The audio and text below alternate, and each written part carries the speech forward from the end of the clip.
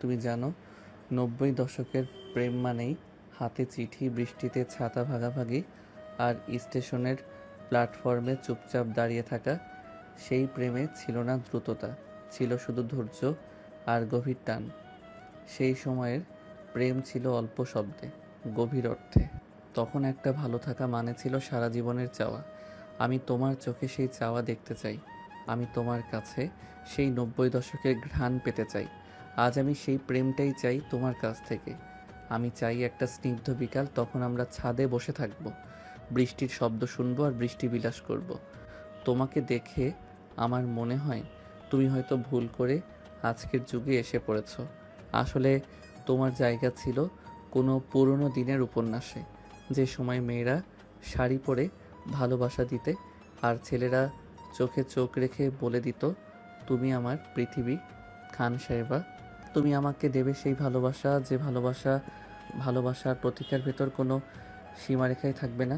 প্রিয়তমা, এই চিঠির শেষ নেই, কারণ প্রেমের কোনো সময়সীমা হয় না। তবে যদি পারো, একদিন আমার জন্য ঠিক ওইভাবে সাজো, 90 দশকের ভালোবাসার সাজে, যেখানে তুমি হবে আমার অপেক্ষার পূর্ণতা। তোমাকে আমি ভালোবাসি, সেটা বলার জন্য ভাষা খুঁজে পাই না, কারণ ভালোবাসাটা কেবল শব্দে আটকানো যায় না। তুমি আমার শান্তি, আমার তীব্রতা, আমার সবচেয়ে দুর্বল জায়গা। আজ আর নয়, ইচ্ছে করলে একদিন সেজো আমার জন্য। আমি অপেক্ষায় থাকব সেই দিনটার জন্য। তোমার খান সাহেব। 90 দশকের প্রেমিক, আধুনিক যুগে পথ ভুলে ফেলা এক ভালোবাসার যাত্রী। সুমু চিঠিটা ভাঁজ করে সাইডে রেখে প্যাকেটটা হাতে তুলে নিল। প্যাকেটটা খুলে দেখতে পেল 90 দশকের সাজের সমস্ত সরঞ্জাম, লাল পাড় সাদা শাড়ি, নিখুঁত করে ভাঁজ করা, পাশে রাখা কাচের চুড়ি, ছোট্ট টিপ, লাল লিপস্টিক আর সেই পুরনো দিনের মতো কাজলের ঢিবি, আরো কিছু অর্নামেন্টস। সুমু আলতো হেসে শাড়িটা বুকে জড়িয়ে ধরে বলল, সাজবো আমি আপনার জন্য। একটু হাসি লেগে রইল তার ঠোঁটে। তারপর সবকিছু আবার গুছিয়ে প্যাকেটটা আলমারিতে রাখতে গেল। হঠাৎ তার চোখ গেল আলমারির কোনায়। প্যাকেটটা জায়গা মতো তুলে রেখে সুমো আলমারির কোনায় গিয়ে দাঁড়ালো। দেয়ালের অংশটা কেমন যেন উঁচু নিচু। সে একটু ঝুঁকে ভালো করে দেখতে লাগলো। মুখ কুচকে নিজেই বলল, আমরা তো কিছুদিন ধরে বাড়িতে ছিলাম না। আলমারিটা কি কেউ সরিয়েছে? জায়গাটা কেমন খসে গেছে, আর আলমারিটা দেখে মনে হচ্ছে এটা সরানো হয়েছে। সন্দেহ আর কৌতূহল একসাথে দলা পাকিয়ে উঠল তার মাথায়। সুমো আস্তে হেঁটে বেড থেকে নেমে ফোনটা এনে ফ্ল্যাশ চালালো। আলমারির কোনায় ফ্ল্যাশ মারতে স্পষ্ট দেখতে পেল দেয়ালের একটা অংশ কেমন গর্তের মতো, কিন্তু একেবারে গর্তও নয়। সে হাত দিয়ে ঠেলে দেখতে গিয়ে অনুভব করলো দেওয়ালের ওই অংশটা আলাদা। আলমারিটা সরাতে হবে বুঝেই সে ধীরে ধীরে সব জামা কাপড়, শাড়ি একে একে নামিয়ে বিছানায় রাখলো। পুরো আলমারি খালি হতে না হতেই 2 হাত দিয়ে ঠেলা দিতে লাগলো। প্রথমে কিছুই হলো না, আর একটু জোরে ঠেলা দিতেই শব্দ করে আলমারিটা অল্প নড়ে গেল। পিছনে স্পষ্ট হলো দেয়ালের গায়ে ছোট্ট একটা কাঠের প্যানেল, যেন ছোট্ট একটা গোপন দরজা। সুমু থমকে গেল, চোখ বড় বড় হয়ে গেল তার। বুকের ভিতর ধুকপুক করতে শুরু করলো তার। এতদিন ধরে সে জানতোই না এখানে এমন কিছু লুকানো আছে। সে হাত বুলিয়ে দেখতে লাগলো। পুরোনো কাঠের দরজায় ধুলো আর জালের আস্তরণ। প্যানেলের পাশে ছোট একটা হ্যান্ডেলও আছে, যা দেয়ালের রঙের সাথে এমন ভাবে মিশে আছে যে দূর থেকে বোঝার উপায় নেই। আর সেই প্যানেলের সামনে এত বড় একটা আলমারি রাখা। কেউ কিভাবে বুঝবে এখানে এত বড় দরজা আছে? সমু ধীরে ধীরে হ্যান্ডেলে হাত রাখলো। হাতের তালুতে হঠাৎ শীতল ঠান্ডা লাগলো। একবার শ্বাস বন্ধ করে দরজার হাতলটা ঘোরাতে লাগলো। গেল। একটা শব্দ হলো, আর সেই সাথে দরজা যেন নিজে থেকেই খুলে গেল। সুমো আলতো ভাবে দরজার প্যানেলটা টেনে খুলে ফেললো। ভেতরে অন্ধকার গহ্বর। ফোনের ফ্ল্যাশে কেবল ধুলো আর কুয়াশার মতো অদ্ভুত অন্ধকার। কোথা থেকে যেন বাজে গন্ধ ভেসে আসছে। সুমো মুখে ওড়না দিয়ে নিঃশ্বাস আটকে বলল, এর ভেতরে কি আছে? হালকা কাঁপা কাঁপা হাতে ফোনের ফ্ল্যাশ চালিয়ে সামনে ধরলো। আর ঠিক তখনই সুমো দেখলো সামনে একটা সিঁড়ি, ধুলোর চাদরে ঢাকা পুরনো সরু সিঁড়ি, যা ধীরে ধীরে নিচের দিকে নেমে গেছে অন্ধকার গহ্বরে। প্রথমে তার গলা দিয়ে কোনো শব্দই বের হলো না। চোখ বড় বড় করে তাকিয়ে রইল কয়েক মুহূর্ত। সে নিজের মনে মনে বলল, আচ্ছা, এটা নিচে কোথায় নিয়ে যায়? সিঁড়ির ধাপে জমে থাকা ধুলোর উপর আঙ্গুল বুলিয়ে দেখল। কেউ বহু বছর এই দরজা খুলেনি বোঝাই যাচ্ছে। তবে আশ্চর্য, দরজাটা খুলে গেল এত সহজে। একটু ভালো করে চোখ বুলাতেই দেখলো কারো পায়ের ছাপ। সুমো কিছুক্ষণ চুপচাপ দাঁড়িয়ে থাকলো, তারপর আবার ফ্ল্যাশ মারলো। সিঁড়িটা অনেক নিচে গেছে। নিচে কোথাও যেন একটা নরম আলো জ্বলজ্বল করে জ্বলছে, কিন্তু তার উৎস দেখা যাচ্ছে না। হঠাৎ একটা ঠান্ডা বাতাসের ঝাপটা গায়ে এসে লাগলো তার গায়ে। সুমোর গা কাটা দিয়ে উঠল। সুমোর হৃদয় স্পন্দন তীব্র হয়ে উঠল। বাতাসের ঠান্ডা স্পর্শ যেন কোনো নিঃশব্দ আহ্বানে তাকে ডেকে নিয়ে যাচ্ছিল অন্ধকারের গভীরে। শিহরিত হয়ে সে এক পা নিচের দিকে নামালো। ধুলো জড়ানো সিঁড়ির প্রতিটি ধাপে তার পা মৃদুর শব্দ করল। অন্ধকার আরো ঘন হয়ে আসছিল, কিন্তু সেই দূরবর্তী নরম আলো যেন তাকে টানছে। ধীরে ধীরে নিচে নেমে চলল সুমো। মনের মধ্যে হাজারো প্রশ্ন ঘুরছে, কিন্তু তার সাহস ছিল অবিচল। প্রতিটি ধাপ যেন তার জীবনের একটি গোপন অধ্যায়ের দরজা খুলে দিচ্ছিল। সুমোর মনে হলো নিজের অন্ধকার থেকে কেউ যেন তার নাম ধরে ডাকছে। সুমোর গা কাঁপতে লাগলো, কিন্তু সে ফিরে যাওয়ার কথা ভাবলো না। তার ভেতরের কৌতূহল এবং সাহস তাকে আরো নিচে নামতে বাধ্য করলো। সিঁড়ির শেষ ধাপে পা রাখতেই সে চোখ বন্ধ করে গভীর নিঃশ্বাস নিল। সামনে যেন কিছু একটা অপেক্ষা করছে তার জন্য। সুমো তার ফোনের ফ্ল্যাশ ধীরে ধীরে সামনে এগিয়ে নিল। সিঁড়ি থেকে নেমে সুমো পুরো হলরুমের মাঝখানে এসে দাঁড়ালো। চারপাশে অদ্ভুত এক পচা গন্ধ ভাসছিল বাতাসে। সেই গন্ধ নাকে এসে লাগলো সুমোর। ওড়নাটা মুখের সামনে ভালো করে জড়িয়ে নিল সে। হাতের ফোনের ফ্ল্যাশ চালাতেই সামনে ধরা দিল তিনটি বন্ধ দরজা। হলরুমের অন্ধকারের মাঝে সেই দরজাগুলো যেন আরো গা ছমছমে লাগছিল। প্রথম দরজার হাতল ধীরে টেনে খুলল সুমো। ভেতরে আধুনিক সাজের একটা বেডরুম। ব্ল্যাক অ্যান্ড হোয়াইটের চমৎকার কম্বিনেশন। দেয়ালের কিনারা জুড়ে লালচে এলইডি লাইট জ্বলছে। রক্তের মতো লাল আলোয় মনে হচ্ছে পুরো রুমটাই যেন রক্তে ডুবে আছে। সেই দৃশ্য দেখে বুকের ভেতরটা ঠান্ডা হয়ে এলো সুমোর। পুরো রুমটা খান ম্যানশনের মতো ডেকোরেট করা। ভয়টাকে শক্ত করে চেপে ধরে সে দ্রুত বেরিয়ে এলো। দ্বিতীয় দরজার সামনে দাঁড়িয়ে ফুস করে শ্বাস ফেলল। ভেতরে উকি দিতেই দেখতে পেল স্বাভাবিক একটা কিচেন রুম। কিছুক্ষণ তাকিয়ে থেকে দরজাটা আবার বন্ধ করে দিল। তৃতীয় দরজা খুলল ধীরে। একটা ফাঁকা হলরুম আরেকবার চোখের সামনে ফুটে উঠল। সে হলরুমের সামনে আরো তিনটি বন্ধ দরজা। সুমোর গলা শুকিয়ে আসে। সে শ্বাস টেনে প্রথম দরজার কাছে গিয়ে হাত রাখলো। খুলতেই দেখা গেল আরেকটা কিচেন রুম। সে ভেতরে ঢুকলো। সুমোর অস্বস্তি হলো। এখানের গন্ধটা বেশি পচা আর অস্বস্তিকর লাগলো তার কাছে। অজানা ভয় আর গন্ধের তীব্রতায় সে আর দাঁড়াতে পারল না। দ্রুত বেরিয়ে এলো রুম থেকে। ধীরে গিয়ে দাঁড়ালো দ্বিতীয় রুমটার সামনে। দ্বিতীয় দরজা খুলতেই গায়ের লোম খাড়া হয়ে গেল সুমোর। ফ্ল্যাশের আলোয় দেখা গেল পুরো একটা অস্ত্রের কারখানা। দেয়ালে সাজানো ধারালো ছুরি, লোহার রড, ভেতরে একটা বিশাল লোহা গলানোর চুল্লি পর্যন্ত রাখা। গলা শুকিয়ে এলো সুমোর, তবুও কৌতূহল তাকে তাড়া করলো। সে সাহস করে ধীরে পায়ে ভেতরে ঢুকলো। একটা ছুরি হাতে তুলে নিয়ে আঙ্গুলের ডগায় স্পর্শ করলো। তারপর গলানো লোহার চুল্লির সামনে গিয়ে ফ্ল্যাশ ধরতেই চুল্লির ধার ঘেঁষে জমে থাকা লালচে তরল নজরে পড়ল। শরীরের ভেতর হঠাৎ গুলিয়ে উঠল সবকিছু। আঙ্গুলের ডগায় তরলটা ছুঁয়ে নাকের কাছে আনতেই বুঝতে পারলো এটা পচা রক্ত। রক্তের গন্ধ সুমোর গা গুলিয়ে উঠল। হঠাৎ পেটেও ব্যথা শুরু হলো তার। পেট চেপে ধরে দৌড়ে বেরিয়ে এলো সে। তৃতীয় দরজার সামনে দাঁড়িয়ে হাত তুলল, কিন্তু হাতটা থেমে গেল। কেমন অস্বস্তিকর ঠান্ডা বাতাস ছুঁয়ে যাচ্ছিল তাকে। মনে হলো দরজার ওপারে কেউ দাঁড়িয়ে আছে। ফিরে যাওয়ার জন্য পা বাড়াতে হঠাৎ ভেতর থেকে ভেসে এলো অস্পষ্ট এক চিৎকার। সুমোর গলা শুকিয়ে এলো। সে আর ফিরে গেল না। ধীর পায়ে দরজার কাছে গিয়ে হাত রাখলো। দরজার গায়ে হাত রাখতেই সে বুঝতে পারলো দরজাটা খোলা। নিঃশব্দে দরজার ঠেলা দিয়ে সে এক চোখে দিয়ে দেখার চেষ্টা করলো ভেতরটা।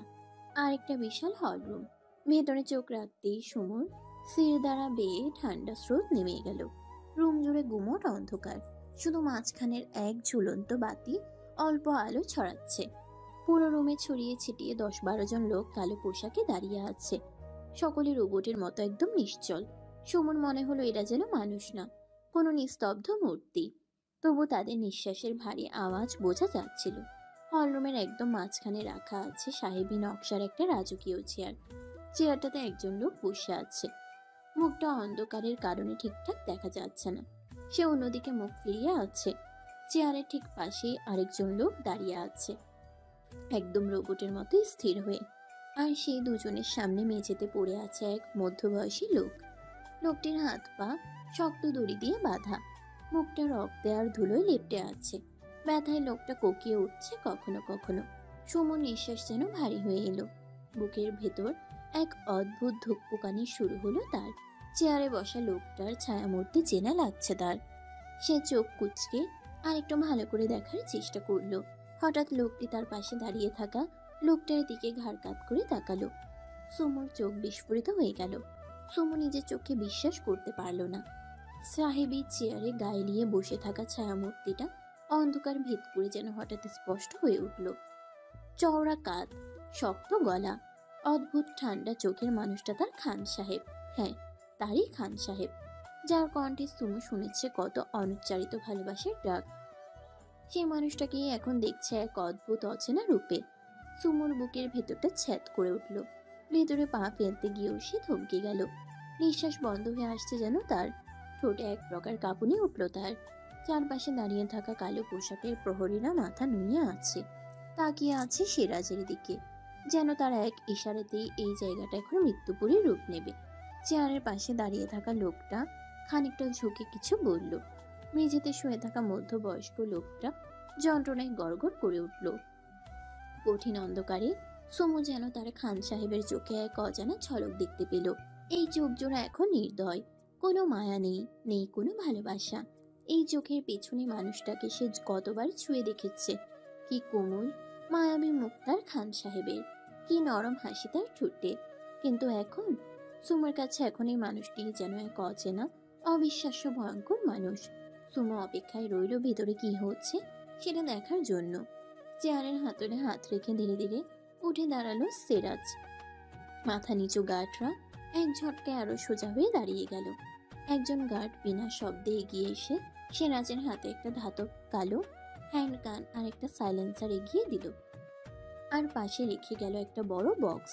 সিরাজ চোখ নামিয়ে সাইলেন্সার হাতে নিয়ে সেটার ওজন একবার হাতে মেপে নিল।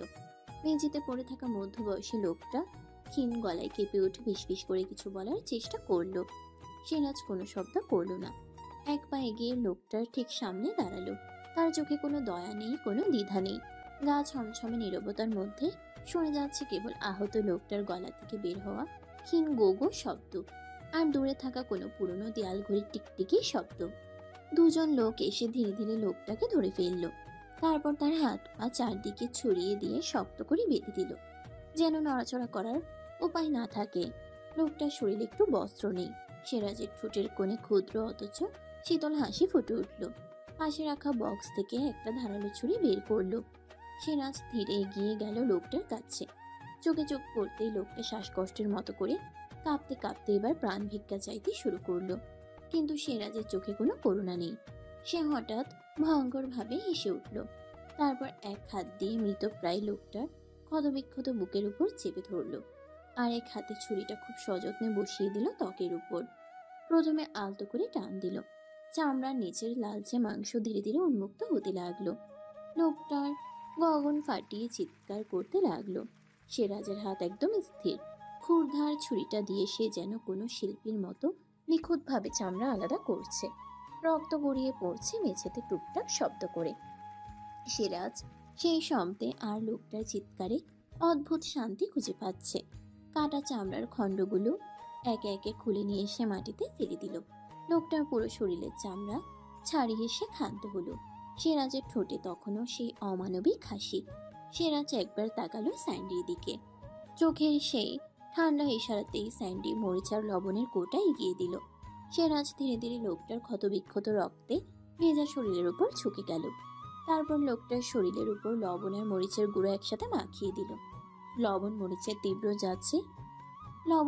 তীব্র ঝাঁজে খোলা মাংসের গহ্বরে লবণ আর মরিচ গলে গিয়ে হাড় পর্যন্ত পোড়াতে লাগলো লোকটার।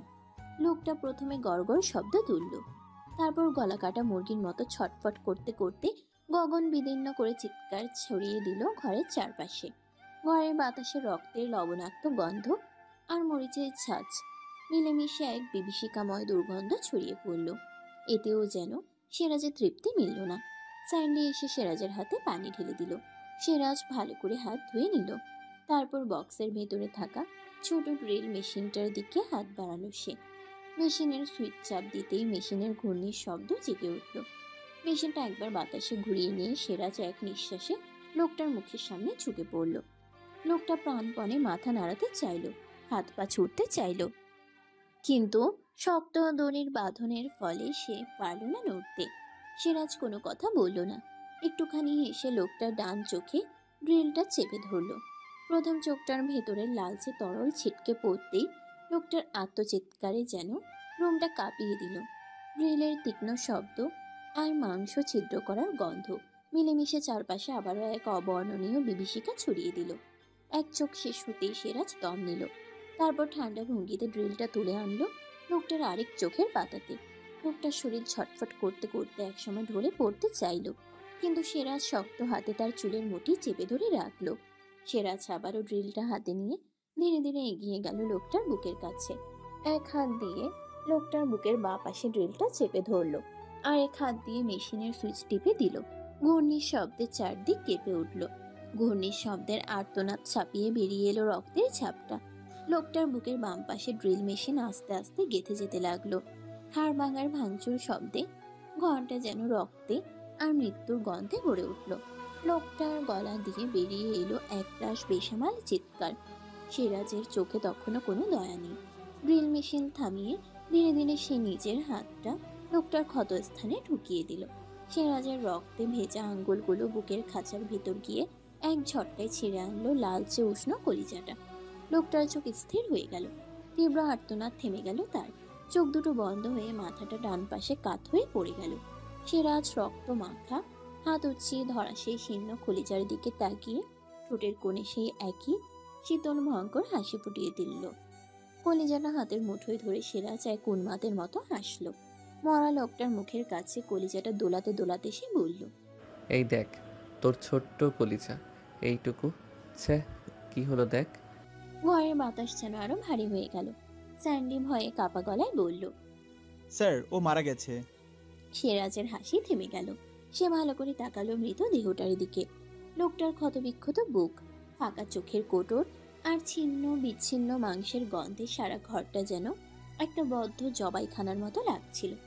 সিরাজ ঠোঁটের কোণে বিদ্রুপের রেখা ফুটিয়ে বলল, ছ্যা, এত তাড়াতাড়ি মারা গেল এই আজরাইল বাবাজিও না। কি যে করে, আমার থেকেও কম ধৈর্য তার। আর একটু পরে জানটা নিলে কি এমন হতো, বেচারা নিজের কলিজাও দেখতে পারল না। একটা দীর্ঘ নিঃশ্বাসে সিরাজ যেন রুমের দম বন্ধ গন্ধটা বুক ভরে টেনে নিল। হাতের ছিন্ন কলিজাটার দিকে তাকিয়ে হাসতে হাসতে বলল, ইস, আমারই খারাপ লাগছে রে, বেচারার সাথে আর একটু খেলা করা যেত। স্যান্ডির কণ্ঠ তখন থরথর করে কাঁপছে। সে কথা বলার সাহস জুগিয়ে নিচু গলায় বলল, স্যার, বাঁচলেও দেখতে পেত না, কারণ আপনি তো ওর দু চোখ আগেই নষ্ট করে ফেলেছেন। সিরাজ স্যান্ডির কথায় হাসলো।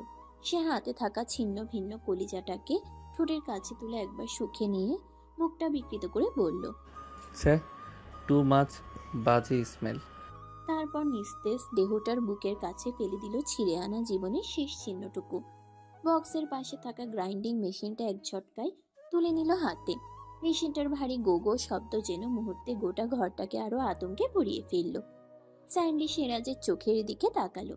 সিরাজ যেন এখন কোনো মানুষ নয়, একেবারে শিকারী জন্তুর চেয়েও ভয়ঙ্কর। সিরাজ ধীরে ধীরে পা টেনে মৃত লোকটার মাথার কাছে গিয়ে দাঁড়ালো। হাতের গ্রাইন্ডিং মেশিনটা লোকটার চুলের ভেতর দিয়ে কপালের মাঝ বরাবর চেপে ধরল। আর ঠিক তখনই ঘূর্ণি ব্লেডটা এক অমোঘ মৃত্যুদূতের মতো ছুটে চলল মাথার ভেতর। এক ভয়াবহ শব্দে চামড়া, হাড়, মগজ সব ছিঁড়ে ভেতরের দিক থেকে বেরিয়ে আসতে লাগলো। রক্তের তপ্ত ধারা ছিটকে এসে সিরাজের গায়ের শার্টের উপর ছোপ ছোপ লাল দাগ এঁকে দিল। ধীরে ধীরে মাথাটা দুই ভাগে ভাগ হতে শুরু করলো। ফুলের ফাঁকা গুলে মগজের পিচ্ছিল অংশ ছিটকে পড়লো টেবিলের লোহার ধারে। সিরাজ তারপরও থামলো না। মেশিনটা বুকের খাঁচা পেটের ভেতর দিয়েও নামিয়ে আনলো নিখুঁত অভ্যস্ত হাতের জোরে। সবশেষে তলপেটের শেষ সীমানে এসে গ্রাইন্ডিং মেশিনটা হঠাৎ থামিয়ে দিল। এক মুহূর্তের জন্য ঘরে নেমে এলো হাড় কাঁপানো নিস্তব্ধতা। স্যান্ডির চোখ তখন বিস্ফোরিত। ওর দম বন্ধ হয়ে আসছে এই গন্ধে, এই দৃশ্যে। সে একবার রুমটায় চোখ বুলালো। পুরো রুম জুড়ে ছিন্ন ভিন্ন দেহের অংশ পড়ে আছে। মাথার অর্ধেক দুদিকে ছড়িয়ে, পেটের ভেতরটা উন্মুক্ত আর মাংসের টুকরোর সাথে রক্ত গড়িয়ে পড়ছে নিচে। সিরাজের ঠোঁটের কোণে আবারও এক ধরনের বাঁকা অমানসিক হাসি ফুটে উঠল। সে নিচু সরে বলল, ওর দিক আলাদা কাটবো। স্যান্ডি ভয়ার্ত চোখে তাকিয়ে রইল। কিছু বলার সাহসী হলো না তার। সিরাজ ধীরে ধীরে গিয়ে দাঁড়ালো, ভারী এক চাপাতি তুলে আনলো। এক হাতে লোকটার ক্ষতবিক্ষত শরীরটাকে শক্ত করে চেপে ধরে আরেক হাতে সেই চাপাতি তুলে লোকটার যৌনাঙ্গে কোপ বসালো। এক কোপে পুরো যৌনাঙ্গ ছিন্ন হয়ে মেঝেতে লুটিয়ে পড়ল। সিরাজ বক্স থেকে এক টুকরো টিস্যু বের করে আনলো। ছিন্ন অঙ্গটাকে টিস্যুতে মুড়ে হাতে তুলে নিয়ে সে তাকালো সেই রক্তাক্ত মাংসপিণ্ডের দিকে। সে গলা ছেড়ে হেসে উঠল, যেন এই নিষ্ঠুরতাই তার তৃপ্তি। হাসতে হাসতে বলল, এটা কুত্তাকে খাওয়াবো ডিক স্টু বানিয়ে। সিরাজ মাংসপিণ্ডটা পাশে সরিয়ে রাখলো। তারপর গ্রাইন্ডিং মেশিনটা হাতে নিয়ে লোকটার তলপেটের শেষ অংশ থেকে শুরু করলো কাজ। মেশিনের ঘূর্ণির আওয়াজ আবারও ঘরটাকে কাঁপিয়ে তুলল। মেশিনের ধার আগ্রাসী হয়ে লোকটার শরীরের মাংসের গাঁটগুলো ছিঁড়ে ফেলা শুরু করলো। সিরাজ যেন একটা নির্মম শিল্পীর মতো একে একে শরীরের শেষ প্রান্ত থেকে শুরু করে দেহটাকে দুই ভাগে ভাগ করে দিল। লোকটার শরীর একদম দুভাগ হয়ে গেল। কিন্তু সিরাজ থামলো না। তার হাতে ধরা গ্রাইন্ডিং মেশিন যেন এক পশুর হুঙ্কার। ক্রমাগত শব্দ করে লোকটার মাংস কুচি কুচি করে কাটতে লাগলো সে। রক্তের ঝাপটা চারদিকে ছড়িয়ে পড়লো রুমটাতে। সুমো এতক্ষণ দরজায় মুখ চেপে ধরে সবকিছু দেখেছে। তার গা গুলিয়ে উঠেছে অনেকবার, তার চোখ ভরে উঠেছে অশ্রুতে। সুমো নিজের শরীরে কাটা বসার মতো এক অদ্ভুত শিহরণ অনুভব করছিল। এমন শিহরণ যা শরীর চমকে দেয়, রক্ত জমাট বাঁধিয়ে দেয়। তবুও নিজের মনকে জোর করে সামলে নিয়েছে সে, যেন নিজের ভেতরে লুকিয়ে থাকা শক্তি নিয়ে যুদ্ধ করছে। অপারেশনের জায়গাটায় এখন এক বেদনাদায়ক অবস্থা। জায়গাটায় স্পর্শ করলেই যেন আগুনের শিখা ছুঁয়ে যাচ্ছিল তার সারা শরীর। সে এখনো বিশ্বাস করতে পারছে না যে এত কাছ থেকে এত ভয়াবহ দৃশ্য সে নিজের চোখে দেখেছে, তাও তার নিজের সব থেকে বেশি ভালোবাসার মানুষটার থেকে। সুমোর পক্ষে দাঁড়িয়ে থাকা আর সম্ভব হচ্ছিল না, কিন্তু তার পা যেন জমাট বাঁধা। হাঁটার জন্য এক মুহূর্তের জন্য সাড়া দিচ্ছে না পা জোড়া। কষ্ট আর ব্যথা উপেক্ষা করে ধীরে ধীরে সে পায়ে গিয়ে নিয়ে সিঁড়ির কাছে এলো। সিঁড়ির এক একটি ধাপ তার মনে হচ্ছিল পৃথিবীর সমস্ত ভার তার উপর এসে পড়ছে। তার শরীর অবশ হয়ে আসছিল, কিন্তু সে থেমে থাকলো না। সে উপরে উঠে এলো। রুমে ঢুকে সুমো নিজেকে সামলানোর চেষ্টা শুরু করলো। গলা শুকিয়ে গেছে তার। কাপা হাতে 3 গ্লাস ঠান্ডা পানি একটানা শেষ করলো সে। তার চোখে স্বাভাবিক হওয়ার আগেই চোখ গেল আলমারির দিকে। সেখানে তাকিয়ে তার অন্তরাত্মা কেঁপে উঠল। পেটের ওপর 2 হাত দিয়ে চেপে ধরে উঠে দাঁড়ালো সে। ধীর পায়ে হেঁটে গিয়ে দরজা লাগালো। আলমারিটা যতটা সম্ভব সরিয়ে পুনরায় জায়গা রাখলো। ধীরে ধীরে সাবধানে হাতে আলমারির সব জিনিসগুলো এক একটা করে বেডের উপর থেকে তুলে নিয়ে যত্নের সাথে গুছিয়ে রাখলো। নিজেকে সামলানোর জন্য ওয়াশরুমের দিকে চলে গেল। ঠান্ডা পানি দিয়ে চোখ মুখ ধুয়ে নিল। টাওয়াল দিয়ে মুখ মুছতে মুছতে বেরিয়ে এলো ওয়াশরুম থেকে। এসির তাপমাত্রা বাড়িয়ে দিয়ে গা হেলিয়ে দিল বেডে। সিরাজ নিজের কাজ সেরে ধীরে ধীরে রুম থেকে বেরিয়ে এলো। তৃতীয় হলরুম থেকে বের হয়ে দ্বিতীয় হলরুমে ঢুকতেই সে চেনা কোনো অনুভূতি পেয়ে থেমে গেল। এক মুহূর্তের জন্য চোখ বন্ধ করে মনোযোগ দিল। কয়েক সেকেন্ড পর সে ধীরে ধীরে চোখ খুলে বাঁকা হাসলো। তারপর ধীরে ধীরে প্রথম হলরুমের দিকে এগিয়ে গিয়ে নিজের বেডরুমের দরজা খুলে ভেতরে ঢুকলো। শাওয়ারের ঠান্ডা পানি নিচে গিয়ে শরীরের ক্লান্তি ধুয়ে ফেলতে ওয়াশরুমের দরজাটা বন্ধ করে লম্বা একটা শাওয়ার নিল সে। মাথা মুছতে মুছতে বেরিয়ে এসে মিররের সামনে দাঁড়িয়ে নিজের চুল শুকিয়ে জামা কাপড় সঠিকভাবে ঠিক করে নিজেকে পরিপাটি করে নিল। রুম থেকে বেরিয়ে হাতে থাকা ফোনের ফ্ল্যাশ জ্বালিয়ে হলরুমের একদম শেষ প্রান্তে পৌঁছালো। সেখানে ছোট এক বোতাম চাপ দিয়ে একটি সুড়ঙ্গ খুলে গেল। সিরাজ ধীরে ধীরে সেই সুড়ঙ্গ পেরিয়ে গেল। প্রায় 20 মিনিট পথ হাঁটার পর সে এক বড় সিঁড়ির সামনে এসে দাঁড়ালো। সে ধীরে ধীরে সিঁড়ি বেয়ে উপরে উঠে জঙ্গল পেরিয়ে নির্মল রাস্তার উপর এসে দাঁড়ালো। নিজের গাড়ির দিকে এগিয়ে গাড়ির দরজার তালা খুলে গাড়িতে উঠে বসলো সিরাজ। ইঞ্জিন স্টার্ট করতে খান ম্যানশনের উদ্দেশ্যে গাড়িটি ছুটলো। রুমের দরজা খুলে ভেতরে প্রবেশ করলো সিরাজ। বেডের দিকে তাকিয়ে দেখলো সুমু ঘুমে বিভোর। সিরাজ ওয়াশরুমে গিয়ে চেঞ্জ করে নিল। চোখে মুখে আবারও হালকা পানি দিয়ে টাওয়াল উন্মুক্ত বুকের উপর ঝুলিয়ে মিররের সামনে গিয়ে দাঁড়ালো। ভেজা টাওয়ালটা ডিভানের উপর রেখে শুতে চলে গেল। বেডের উপর এসে একবার সুমুর দিকে তাকালো। সুমু অন্যদিকে পাশ ফিরে শুয়ে আছে। সিরাজ আলতো করে সুমুকে কোলে তুলে নিজের দিকে ঘোরালো। ব্ল্যাঙ্কেটের নিচে গিয়ে সুমুর বুকের ভেতরে মাথা রেখে ঘুমের দেশে পাড়ি জমালো। কিছুটা সময় ব্যয় হতেই চোখ মেলে তাকালো সুমু। বাইরে তখন ঘন অন্ধকার। জানালার কাচের ওপারে রাতের আকাশে ঝাপসা চাঁদ দেখা যাচ্ছে। দূরে থেকে ঝিঝি পোকার আওয়াজ ভেসে আসছে। সারা বাড়ি নিস্তব্ধ। কেবল দেয়ালের ঘড়ির টিকটিক শব্দ শোনা যাচ্ছে। রুমের মধ্যে মৃদু আলো জ্বলছে। সুমুর খোলা চুল বিছানায় এলোমেলো হয়ে ছড়িয়ে আছে। সিরাজ এক হাত দিয়ে সুমুকে নিজের বুকের সাথে শক্ত করে জড়িয়ে রেখেছে। তখন ফ্রেশ হতে গিয়ে সুমু চুল ভিজিয়ে ফেলেছিল। সুমুর ভেজা চুলের গন্ধে সিরাজের নিঃশ্বাস ভারী হয়ে আসছে। সুমু চোখ মেলে শূন্যের দিকে তাকিয়ে আছে। আবছা আলোয় রুমটা কিছুটা স্পষ্ট। সিরাজ সুমুর কোমরের কাছে হাতের বাঁধন শক্ত করে ধরে আছে, যেন 1 ইঞ্চিও দূরে যেতে না পারে। সুমু খুব আস্তে আস্তে সিরাজের চুলে হাত বুলিয়ে দিল। নিজেকে সিরাজের সামনে নর্মাল রাখার চেষ্টা করে বলল। এত রাত করলেন যে? সিরাজ হালকা নড়ে চড়ে বলল। কাজটা একটু বেশি ইম্পর্টেন্ট ছিল। সুমু একটু ব্রুকুচকে বলল। আপনি ড্রিঙ্কস করেছেন? সিরাজ কোনো ভনিতা ছাড়াই বলল। মুড খারাপ ছিল, প্রেশার বেশি ছিল। তখন তো তুমি কাছে ছিলে না যে মুড ঠিক করব। ওয়াইন কাছে ছিল, তাই মুডটাকে ঠান্ডা করতে একটু খেয়েছি। হ্যাবিট নেই, একটুতেই নেশা চলে গেছে। সুমু হতাশা নিঃশ্বাস ছেড়ে বলল। ঘুমান, তাহলে নেশা কেটে যাবে। তুমি এখনো ঘুমাওনি কেন? ঘুম আসছে না। চিন্তা করো না, এমন ক্লান্ত করে দেব যে তুমি এক ঘুমে সকালে উঠবে। সুমু প্রসঙ্গটা পাল্টানোর জন্য বলল। আমার এখন খুব ঘুম পাচ্ছে। সিরাজ নেশালো গলায় বলল। But now I badly need you babe. Refreshment চাই আমার এখনই।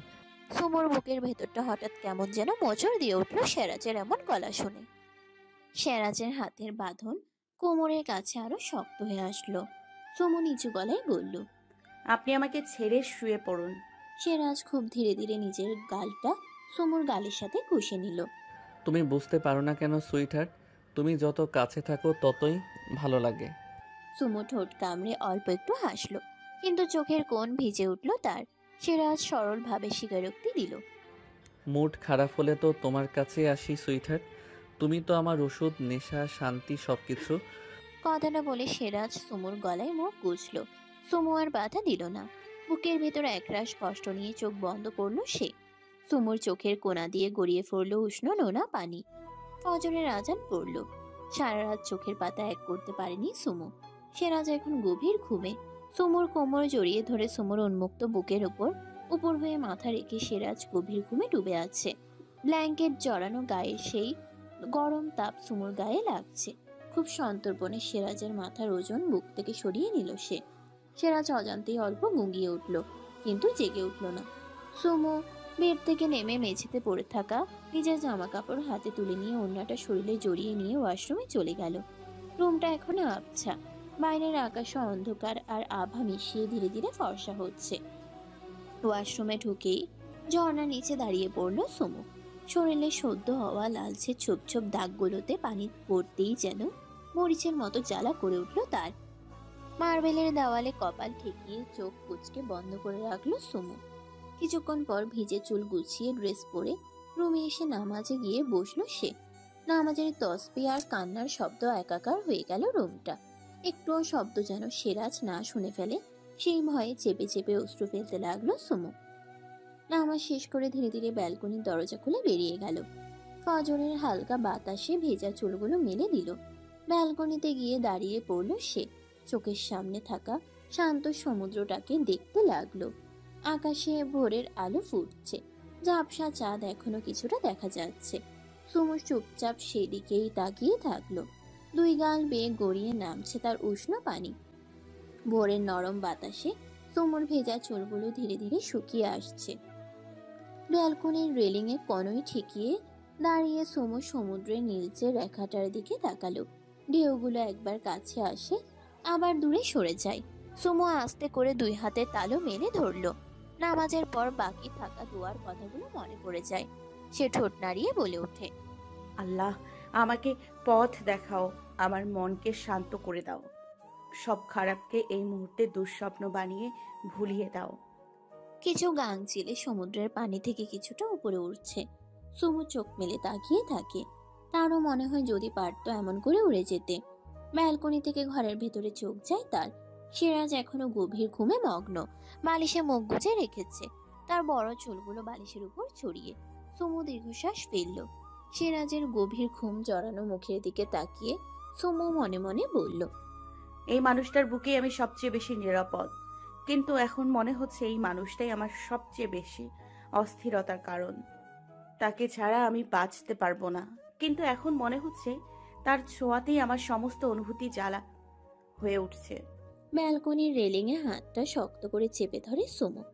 জানালা গলে আসা আলো এসে ভেজা চোখে লেগে মুক্তোর মতো ঝিকমিকিয়ে উঠে সুমুর অশ্রুবিন্দুগুলো। ভিজে চুল এখনো বাতাসে উড়ছে। সুমুর মনে হয় সমুদ্রের ঢেউয়ের ডাক যেন তাকে বলছে, তোমার ভিতরে যতটুকু অশান্তি আমার ঢেউয়ে ভাসিয়ে দিয়ে ফিরে এসো হালকা হয়ে। সুমু মনে মনে বলে, কিন্তু কিভাবে কিভাবে আমি শিখবো সবটুকু মেনে নিয়ে ভালোবাসতে? খান সাহেবের গভীর ঘুম আর তপ্ত বুকের আড়ালে লুকিয়ে থাকা তার এতটা কঠিন রুক্ষ নির্দয় মুখ কিভাবে মেনে নিব আমি? সুমু চোখ মুছে আবার দুহাত তুলে ধরে ঠোঁট নেড়ে ফিসফিস করে বলে, আল্লাহ, তুমি জানো আমি ওনাকে কতটা ভালোবাসি, কিন্তু আমার মনটাকে আর একটু শক্ত করো। আমি যেন অন্ধ ভালোবাসার ভেতর এতটাও ডুবে না যাই, যা আমার শান্তি কেড়ে নেয়, আমার মনুষ্যত্ব হারাতে বাধ্য করে। একটা পাখির শব্দে সুমু চমকে যায়। তার অশান্ত মন আরো অশান্ত হয়ে ওঠে। সময় চলে যায়। সুমু ওভাবেই ঠাই দাঁড়িয়ে থাকে, ব্যালকনির রেলিং আঁকড়ে ধরে।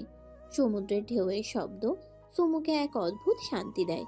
কিছুক্ষণ পর সুমু কাঁধের উপর কারো হাতের গরম স্পর্শ অনুভব করে। সিরাজ ঘুম ঝরানো চোখে অদ্ভুতভাবে ঝুঁকে এসে সুমুর ভেজা চুলের গোছা মুঠোয় নিয়ে মুখটা এগিয়ে দেয় চুলের ঘ্রাণ নিতে। সুমু পেছন ফিরে তাকায় না। সিরাজের নিঃশ্বাস গভীর হয়ে সুমুর কাঁধের উপর পড়ে। সুমু চোখ বন্ধ করে এই অনুভূতি আড়াল করতে চায়। সিরাজের ঠোঁট তখনও থেমে থাকে না। তার ঠোঁট ধীরে ধীরে সুমুর কাঁধে গলায় ছোট ছোট আদুরে পরশ এঁকে দিতে ব্যস্ত থাকে। পেছন থেকে সুমুর কোমর জড়িয়ে ধরে সিরাজ। সুমু নিঃশ্বাস টেনে নিয়ে বলে, হ্যাংওভার কি কাটেনি এখনো? সিরাজ সুমুর কাঁধে মুখ ঘষে হেসে উঠে ফিসফিস করে বলে, ওয়াইনের মধ্যে তো কোনো নেশাই ছিল না। নেশা নেই, তাহলে এমন করছেন কেন? তোমার নেশা ওয়াইনের চেয়ে অনেক বেশি ছিল, এখন আবার করতে হবে। বেডে চলো, নাকি এখানেই শুরু করব? সিরাজ শক্ত করে সুমুকে বুকের সাথে চেপে ধরে। সুমু তাড়াতাড়ি করে পেছন ফিরে তাকায়। সিরাজের চোখে অদ্ভুত এক দাবিময় উত্তেজনা। সিরাজ এক হাত দিয়ে চুলগুলো সরিয়ে সুমুর মুখের কোণে ঠোঁট ছুঁয়ে বলে, না বলো না সুইটহার্ট, না বলার সুযোগ নেই তোমার, কারণ তুমি খুব ভালো করে জানো না বললে আমি অনেক বেশি হার্ড হয়ে যাই। আর তুমি এটাও খুব ভালো করে জানো রিজেকশন আমার পোষায় না। সুমু ধাক্কা দিতে চায়, কিন্তু সিরাজের গরম নিঃশ্বাস আর শক্তির কাছে হেরে যায়। তবুও সুমুর রাগ দেখিয়ে বলে, আমি এখন পালাবো না। সিরাজ বাঁকা হেসে বলে, কোনো সমস্যা নেই, আমি জোর করতে পারি, করব। সুমু একটা আঙ্গুল উঁচু করে বলে, দেখুন খান সাহেব। সিরাজ সুমুর আঙ্গুলের উপর ছোট করে কামড় দিয়ে বলে, দেখান খান সাহেবা। সুমু আমতা আমতা করে বলে, কি? সিরাজ দুষ্টু হেসে বলল, যা আপনি দেখাতে চান। সুমু ভ্রুকুচকে বলে, এখন আমার মুড নেই এইসবের। সিরাজ সুমুকে আরো একটু কাছে টেনে নিয়ে বলে, আমি মুড তৈরি করে নিতে জানি। আপনার একটু লজ্জা লাগে না? গতকাল রাতে আপনার লজ্জা লেগেছিল ম্যাডাম। সুমু কথা কাটানোর জন্য হালকা কেসে বলল, একটু তো লজ্জা করুন, অসভ্য বেশরম ঠোঁটকাটা লাগামহীন নষ্ট নির্লজ্জ পুরুষ একটা। ম্যাডাম, আপনি তো গতকাল রাতে আদর করার সময় কেঁদে বলেছিলেন বাচ্চা চাই আপনার, কিন্তু বাচ্চা নেওয়ার জন্য যে প্রসেসিং করতে হয় সেটা কি আর লজ্জার পে করার মতো কাজ বলেন? ওইটা তো নির্লজ্জের মতোই কাজ। আপনি বলছেন লজ্জা করতে, অথচ কাজটাই এমন যেটা নির্লজ্জের মতো। এবার আমি কি করব বলুন? সুমু জানে এই অসভ্য মুখ একবার শুরু হলে আর বন্ধ হবার না। সে মুখটা কঠিন করে গম্ভীর গলায় বলল, আজকে আমি একটা স্বপ্ন দেখেছি। কি স্বপ্ন? আমি আপনাকে গ্রেফতার করিয়ে জেলে ঢুকিয়ে দিয়েছি। আমিও আজকে একটা স্বপ্ন দেখেছি। সুমু রুকুচকে বলল, কি স্বপ্ন? তুমি আমার 4 সন্তানের মা হতে যাচ্ছ। সুমু ভ্রুকুচকে রাগী গলায় বলল। মেরে ফেলবো আপনাকে। সিরাজ হেসে বলল, তো চলো শুরু করি। কি শুরু করবেন? মারপিট, বেড আর ব্ল্যাঙ্কেটের ভেতর। আমি সিরিয়াসলি বলেছি। সিরাজ এক চোখ মেরে বলল, আমি তো আরো বেশি সিরিয়াস। দূর হটুন। আপনার থেকে দূরে থাকাই বুদ্ধিমানের কাজ। দূর গেলে মারবো কিভাবে? কি কি দিয়ে মারবেন? চুমু পিট দিয়ে, মাই লেডি। অসভ্যতামির ওপর সব রকমের কোর্স করেছেন তাই না? আমি কোর্স করি না, কোর্স করাই। খান সাহেব জানেন, ভালোবাসা হোক কিংবা ঘৃণা দুটোই খুব মন থেকে একদম খাঁটিভাবে করি আমি। এই জন্যই তো তোমাকে আরো বেশি করে ভালোবাসি আমি। মন থেকে খাঁটি জিনিসের দাম যে সবাই বুঝতে পারে না।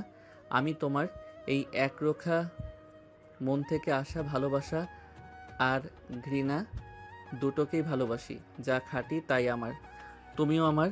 সুমু চুপ করে রইল। সিরাজ একটু সময় নিয়ে বলল, এখন বেডে চলো। সুমু ভ্রুকুচকে বলল। আমি কোথাও যাব না। সিরাজ বাঁকা হেসে বলল, ফোর্স রোমান্স কিন্তু আমার জোশ লাগে সুইটার। যেখানে বউ উপরে উঠতে চাইবে না, কিন্তু ভেতরে ভেতরে বলবে কামন হানি। এখন আবার ভেবো না আমি অন্য কোনো নারীর সাথে জোর করে। নো সুইটার, আমি সিরাজ খান এক নারীতে আসক্ত। Siraj Khan's personal property. Mrs Sumaiya Jahan ছাড়া দুনিয়ার প্রতিটি সুন্দরী নারী যদি আমার সামনে ফুল ন্যাকেড হয়ে বসে থাকে, তবু আমি তাদের দিকে ফিরেও তাকাবো না। কিছুক্ষণের জন্য থমকে গেল সুমু। তবুও জেদ ছাড়ল না সে। কপাল কুচকে মুখ সরিয়ে বলল, আপনি থাকেন আপনার প্রপার্টি নিয়ে, আমি কোথাও যাব না। সিরাজ একটু হাসলো। ঠোঁটের কোণে শিকারীর মতো হিংস্র হাসি তার। গম্ভীর গলায় বলল, আমি থাকবো। আমার প্রপার্টি নিয়ে? মিসেস খান, তুমি আমার বউ, মানে তুমি সিরাজ খানের লিগেল অধিকার। এখন যদি আমি চাওয়ার পরও তুমি না আসো, তাহলে আমি কি করব বলো তো? সুমু ফিস ফিস করে বলল। কি করবেন? সিরাজ গলা খুব আস্তে গর্জে উঠল, তোমাকে তুলে নিয়ে যাব সুইটার। তারপর একটুখানি খুনসুটি হবে।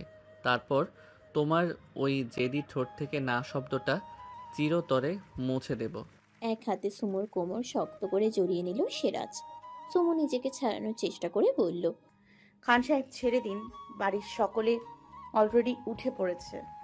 সিরাজ সুমুর কপালে ঠোঁটটা ছুঁয়ে দিয়ে খুব নিচু গলায় ফিসফিস করে বলল, সবাই জানে আমি পাগল তোমার জন্য।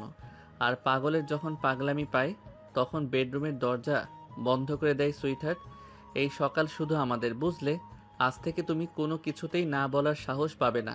সুমু চোখ তুলে একবার সিরাজের চোখের দিকে তাকালো, তারপর চাপা গলায় বলল, আপনি এমন করেন কেন? সিরাজ আবারও সুমুর কপালে চুমু খেয়ে গম্ভীর গলায় বলল, কারণ তুমি খাঁটি, আর যা খাঁটি তা তো পাগলের মতো ভালোবাসতে হয় ম্যাডাম। সুমু আর কোনো কথা বলল না। সিরাজ ঠোঁট কামড়ে হেসে বলল, so ready right now and tonight get ready to be mine again and endure my sweet and hurt combination of torture. Siraj উত্তরের আশায় সুমুর দিকে ঘোর লাগা দৃষ্টিতে তাকিয়ে রইল। সুমু কপাল কুঁচকে বলল, আপনার লজ্জা লাগে না নাকি? একটু পরপরই শুধু তাকিয়ে থাকেন।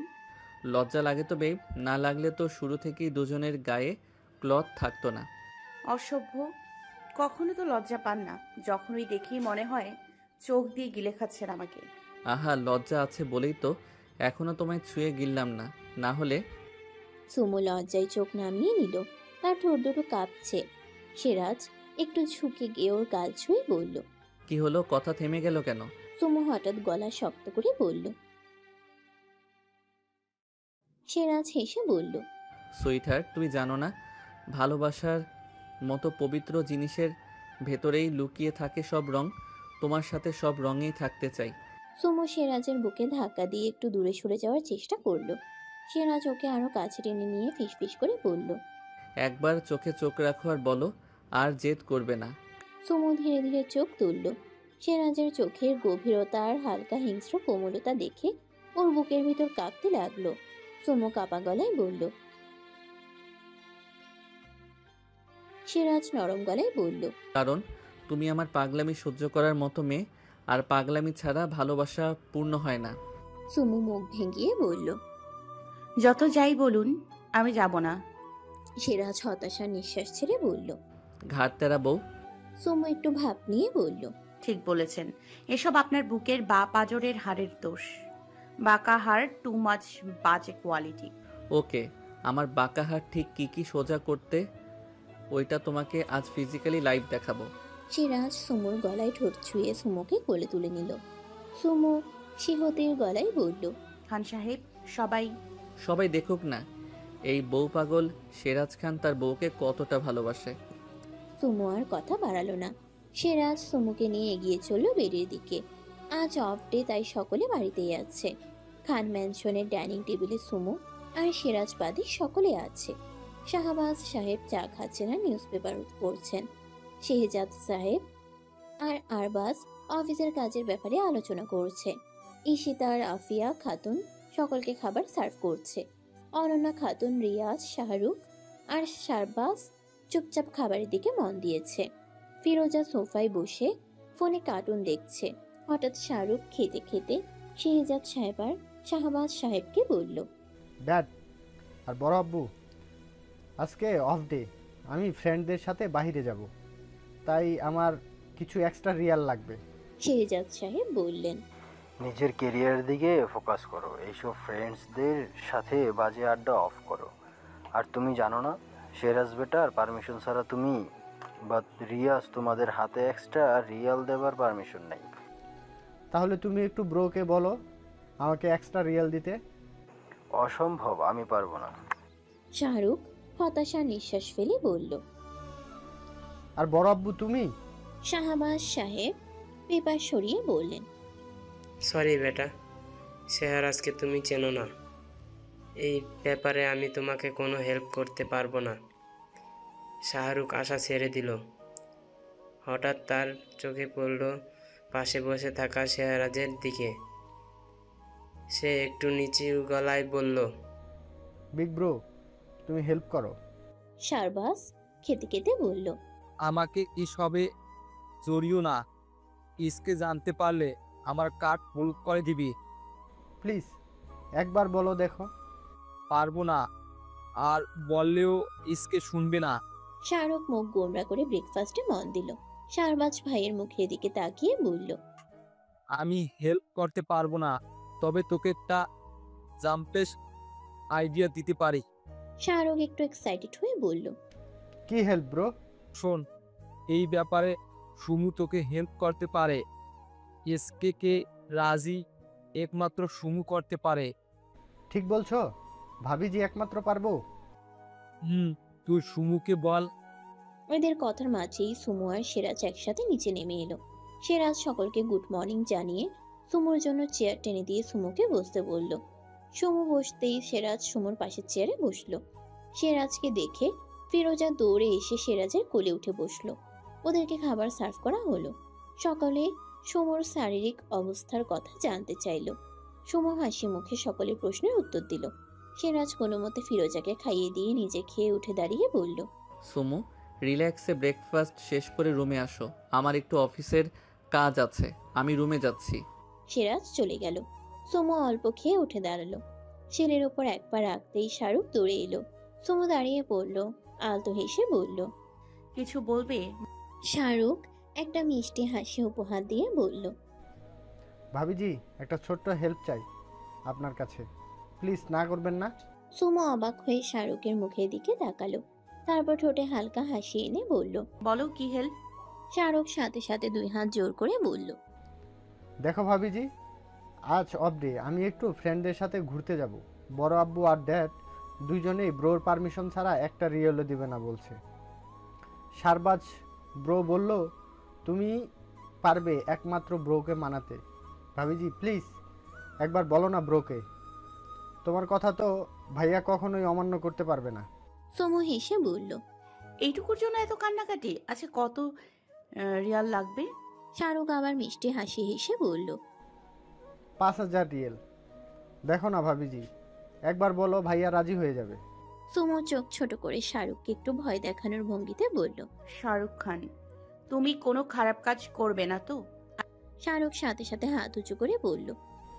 না ভাবিজি, কোনো খারাপ কাজ না, শুধু ফ্রেন্ডসদের সাথে খাওয়া দাওয়া আর আড্ডা দেবো, বিশ্বাস করো। সুমু একটু ভেবে বলল। আচ্ছা কথা দিচ্ছ কোনো বাজে আড্ডা হবে না? শাহরুখ লাফিয়ে উঠে বলল। কথা দিলাম। You are the best bhabiji. ভাইয়াকে একটু সুন্দর করে বুঝিয়ে বল। সুমু হেসে সিঁড়ি বেয়ে উপরে উঠতে উঠতে বলল। আচ্ছা দেখি কি করা যায়। শাহরুখ সুমুর সাথে যেতে যেতে বলল। Bhabiji you are the queen, love you bhabiji. Sumu লাজুক হাসি হেসে রুমের দরজার সামনে গিয়ে হালকা টোকা দিয়ে বলল। তুমি এখানেই থাকো, আমি দেখছি। ঠিক তখনই ভেতর থেকে সেরাজ গম্ভীর গলায় বলল। এসো সুইটহার্ট। সুমু ভেতরে ঢুকতেই সেরাজ ল্যাপটপ থেকে চোখ তুলে সুমুকে দেখল। সুমুর চোখে মুখে কেমন যেন লুকানো দুষ্টুমি। সেরাজ প্রকুচকে বলল। এই মুখের রহস্য কি? সুমু ধীরে ধীরে কাছে গিয়ে সেরাজের চেয়ারের পেছনে দাঁড়িয়ে ওর কাঁধে হাত রেখে নিচু গলায় বলল। আমার কিছু রিয়াল লাগবে, এ ধরেন 5,000 মতো। সেরাজের সন্দেহ হলো। সে চোখ তুলে তাকাতে দরজার পাশে শাহরুখকে দেখতে পেয়ে বাঁকা এসে বলল। বেডসাইড টেবিলের উপর কার্ড আছে, নিয়ে যাও। কিন্তু তোমার রিয়েল লাগবে, আমার বিশ্বাস হচ্ছে না। কার জন্য নিচ্ছ সেটা বলো, একদম মিথ্যা বলবে না। আমারই লাগবে। রিয়াল দিয়ে কি করবে আমাকে বলো। সুমু কিছু না বলে কার্ডটা নিয়ে বাহিরে বেরিয়ে আসতে গেলেই সেরাজ উঠে দাঁড়িয়ে সুমুকে আটকে বলল। শাহরুখ। শাহরুখ কেঁপে উঠল। সুমু চোখ বড় করে তাকালো। সেরাজ গম্ভীর গলায় বলল। রুমে আয়। শাহরুখ ধীর পায়ে রুমে ঢুকে এলো। সেরাজ সুমুর থেকে কার্ডটা নিয়ে বলল। রিয়াল কেন লাগবে তোর? আসলে ব্রো আজ অফ ডে। সেরাজ কথা কেড়ে নিয়ে বলল। তাই বন্ধুদের সাথে আড্ডা দিতে যাবি, তাই তো? শাহরুখ আর কোনো কথা বলল না। সেরাজ কার্ডটা পকেটে ঢুকিয়ে বলল। কোথাও যেতে পারবি না, ক্লাবে যা। শাহরুখ অসহায়ের মতো সুমুর দিকে তাকালো। সুমু শাহরুখকে সেরাজের পায়ের দিকে ইশারা করলো। ইশারা করতেই শাহরুখ আর সুমু একসাথে সেরাজের পা জড়িয়ে ধরে বসে পড়ল। সেরাজ প্রথমে থমকে গেল, তারপর ভ্রুকুচকে গম্ভীর গলায় বলল। উঠো দুজনেই, এই নাটক আমার সাথে চলবে না। শাহরুখ ছোটদের মতো করে বলল। ব্রো ব্রো প্লিজ, আমি কোনো খারাপ আড্ডা দেই না। দুজনেই একসাথে তাল মিলিয়ে সিরাজকে রিকোয়েস্ট করতে লাগলো। সিরাজ কোমরে দু হাত দিয়ে অন্যদিকে তাকিয়ে রইল। এই সুযোগে সুমু সিরাজের পকেট থেকে কার্ডটা নিয়ে শাহরুখের হাতে দিয়ে বলল, রান ফার্স্ট। কার্ডের পাসওয়ার্ড আমি টেক্সট করে পাঠিয়ে দিব। শাহরুখ উঠে দৌড়ে বেরিয়ে গেল। সিরাজ শাহরুখকে ধরতে গেল। সুমু উঠে দাঁড়িয়ে সিরাজের কোমর জড়িয়ে ধরে বলল, আপনি যাবেন না? সিরাজ আর যেতে পারল না। চোখ বন্ধ করে একটা দীর্ঘশ্বাস ফেলে সুমুকে দেওয়ালের সাথে চেপে ধরে সুমুর ঠোঁটে ঠোঁট টেপালো। বাহির থেকে দেখলে রায়ানের চৌধুরী ম্যানশন দেখাবে যেন কোনো রাজপ্রাসাদ। বড় লোহার গেট, যাতে কালো রঙের, উপরে সোনালি কাজ করা। গেটের মাঝখানে বিশাল সি চিহ্ন, যা চৌধুরী পরিবারের শক্তি ও ক্ষমতার প্রতীক। গেটের দুই পাশে নিরাপত্তা গার্ডরা কালো স্যুট, কানে ওয়ারপটস আর চোখে কালো সানগ্লাস লাগিয়ে দাঁড়িয়ে আছে। ভেতরে ঢুকতে লম্বা স্টোন লাইন ড্রাইভওয়ে, দুপাশে থমথমে পাম গাছ আর কিছু অদ্ভুত বিদেশি মূর্তি, যেগুলো রায়ান ইউরোপ থেকে এনে বসিয়েছে ভয় আর রহস্যের ছাপ ধরে রাখার জন্য। ম্যানশনের দেয়ালগুলো ধূসর কালো পাথরের মিশেলে বানানো। জানালাগুলো লম্বা আর গ্লাসগুলো টিন্টেড। ভেতরের কেউ বাইরে সবটা দেখে নিতে পারবে, কিন্তু বাইরে থেকে কিছুই দেখা যাবে না। ভেতরের ফ্লোর একদম কালো মার্বেল, তার উপর হাতে বানানো আফগানি ওমেন রাগ। দেওয়ালে লম্বা সোনালি ফ্রেমে রায়ানের ছবি। ড্রয়িং রুমে বিশাল ক্রিস্টাল ঝাড়বাতি, নিচে রেশমি কাভার দেওয়া ব্ল্যাক লেদার সোফা। সেন্টার টেবিলে গোল্ডেন গানের রেপ্লিকা রাখা রায়ানের শপ। একটা সিক্রেট বেসমেন্টও আছে, যেখানে রায়ানের ডার্ক ওয়ার্ল্ড চলে। নিচে মার্বেল সিঁড়ি, হালকা লাল আলো। দেওয়ালে সিসিটিভি স্ক্রিনে পুরো ম্যানশনের এক একটা কোণ দেখা যাচ্ছে। ম্যানশনের পেছনের দিকটায় জঙ্গলের ভেতরে বিরাট পাথরের বাগানের মাঝখানে গোপন পুল। পুলটা অনেক গভীর, এই ম্যানশনে রায়ান খুব একটা আসে না, সে বেশি পাতালপুরিতেই থাকতে ভালোবাসে। তবে আজ সে এই ম্যানশনেই আছে, তার কারণ আরিয়ান। আরিয়ান আজ তার সাথে দেখা করতে আসবে। রায়ানের বাড়ির সামনে এসে থামলো আরিয়ানের গাড়ি। গাড়ির ভেতরে থেকে আরিয়ান কিছুক্ষণ চুপ করে বাইরে তাকিয়ে রইল। দুই পাশে দাঁড়িয়ে থাকা গার্ডদের মধ্যে একটুও ভাবান্তর হলো না। কেউ সামনের মাটিতে চোখ রেখেছে, কেউ ওয়্যারলেসে চাপা গলায় কিছু বলছে। আরিয়ানের গার্ড দৌড়ে এসে দরজা খুলে দিল। আরিয়ান ধীরে ধীরে গাড়ি থেকে নামলো। তার পরনে শার্প ব্ল্যাক স্যুট। গার্ডদের মধ্যে একজন এগিয়ে এসে বলল। আরিয়ান কোনো কথা বলল না, শুধু একবার গেটের মাথার উপরে সোনালি সি চিহ্নটার দিকে তাকালো।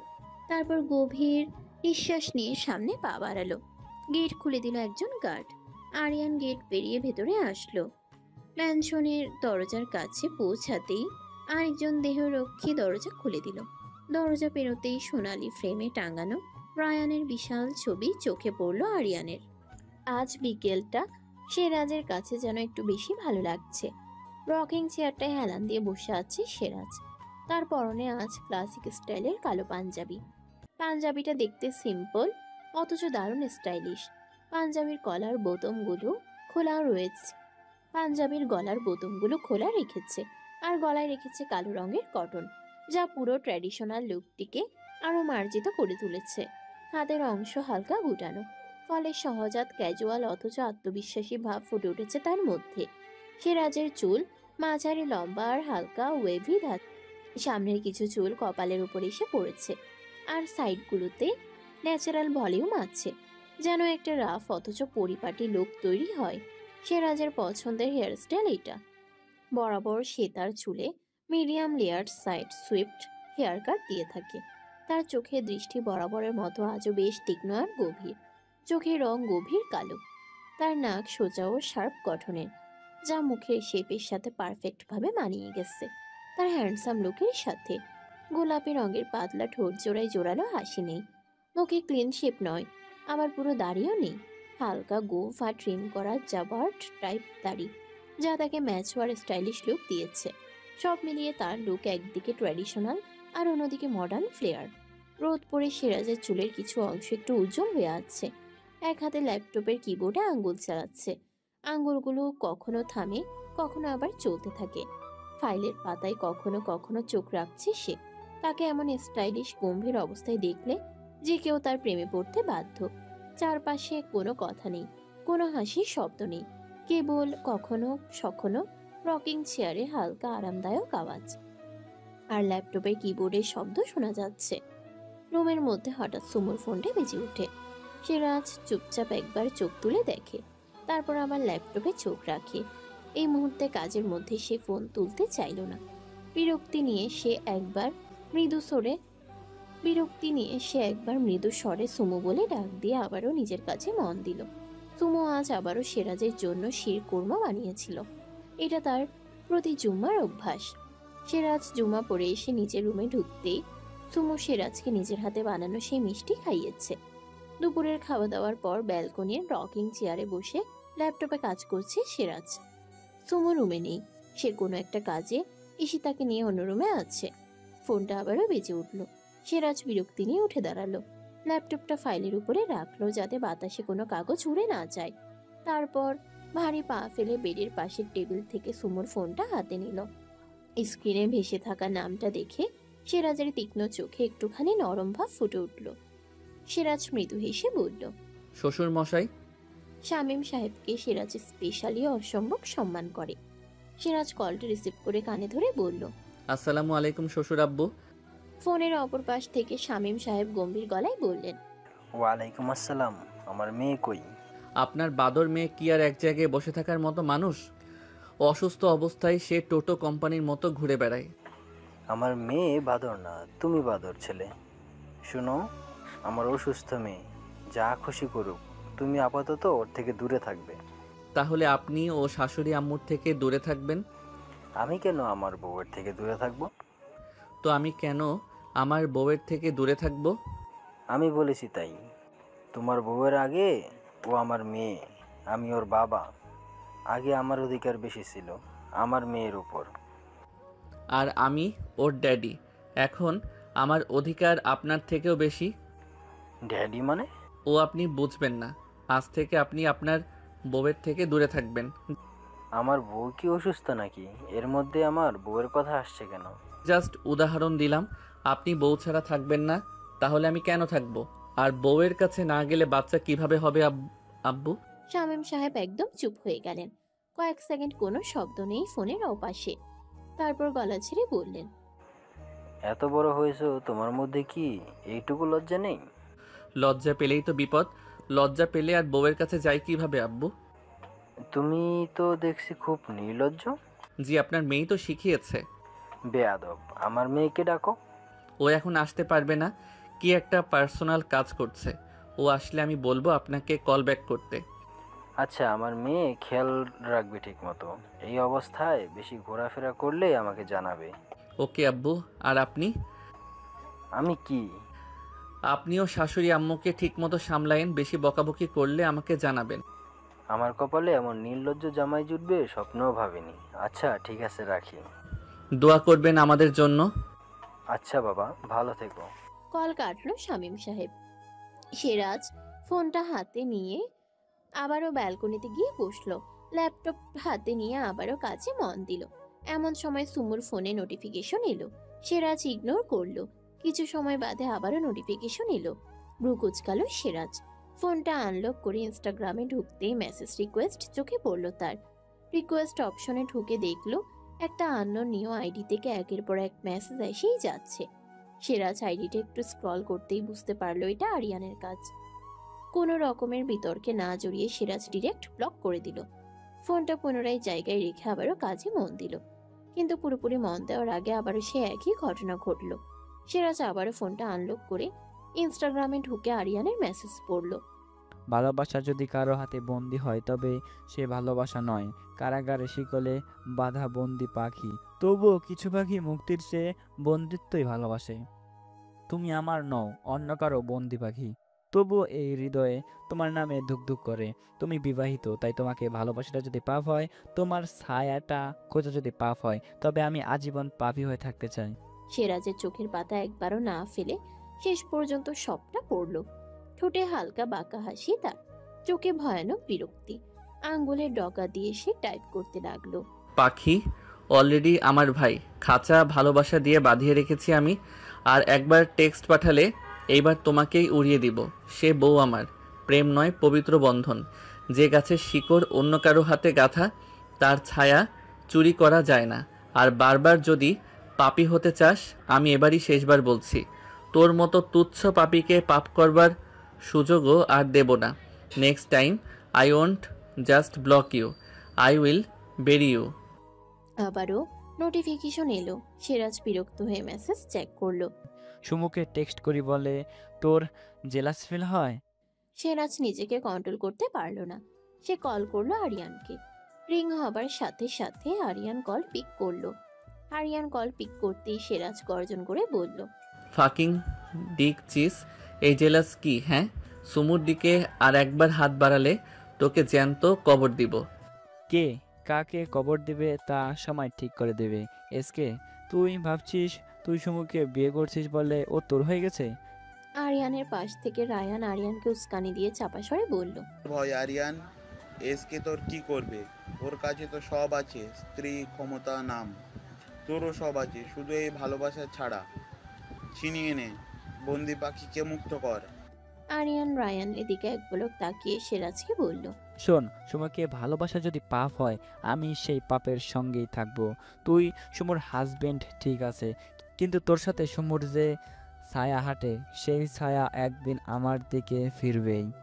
সিরাজ তাতে দাঁত চেপে বলল, ফ্যান্টাসি কম দেখ আরিয়ান, তোর সাহস থাকলে সামনে আয়, এই খাঁচার চাবি খুঁজে বের কর।